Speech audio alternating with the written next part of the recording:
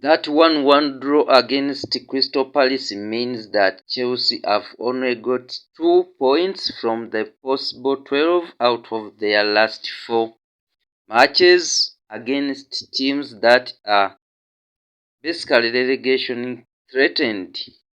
Ipswich were 19th at the time we played them, Everton in the same mix, and now Crystal Palace, who are 15th, have held us to a draw. Of course, we played in Fulham, who are in the top 10, but we could have won that game too.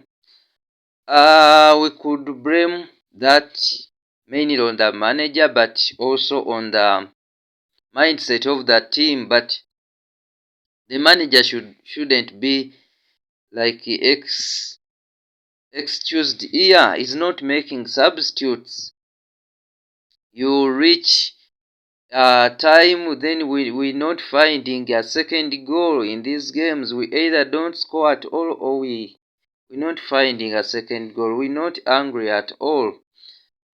People rush to blame Sanchez. I have read comments on so many of the videos pertaining this result and people blaming Sanchez. I don't know for what. He has made a few errors in that spell, but these are errors that have not resulted in any goal. The goals have been straightforward. You can't blame him for that. He has actually saved us on many occasions, including in these ones, in this very game against Palace. If he was sloppy, we could have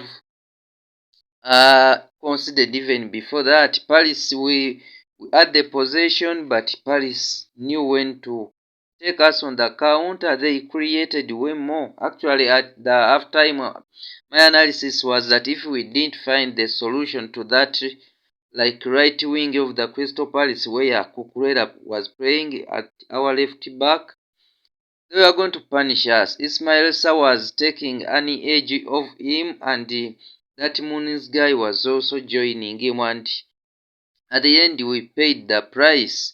You can't just be you're seeing that you're inefficient in a certain place and the manager is reluctant to making substitutes.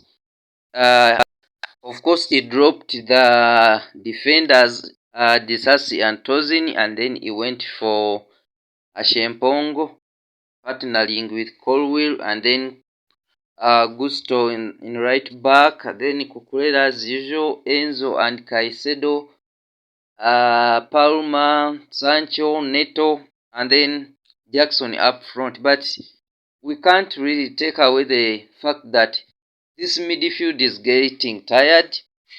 Caicedo and Enzo can't play game in, game out. Teams now know how to play us. They know that they can sit back and they catch us on the counter when it is necessary. Also, Neto is always playing well. He takes on the defenders, but his final ball, he can't score, he can't get an assist. Even we have really not got so much of a contribution from that right Andy Frank.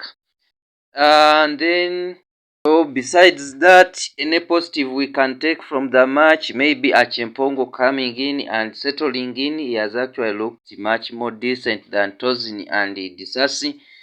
And then that Sancho moments of magic, he wasn't in the game after that run that led to the Palma goal. Then in unstoppable Palma, yeah, that is it. But otherwise, the manager has a lot to work on, especially on himself, much as he's blaming the players, the likes of Madueke and Vega.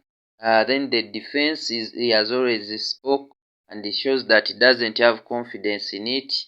He's always moaning about Fofana and Badiashile, who we all know wasn't good enough, and thereby I think he is demoralizing these Tozins and Disasi.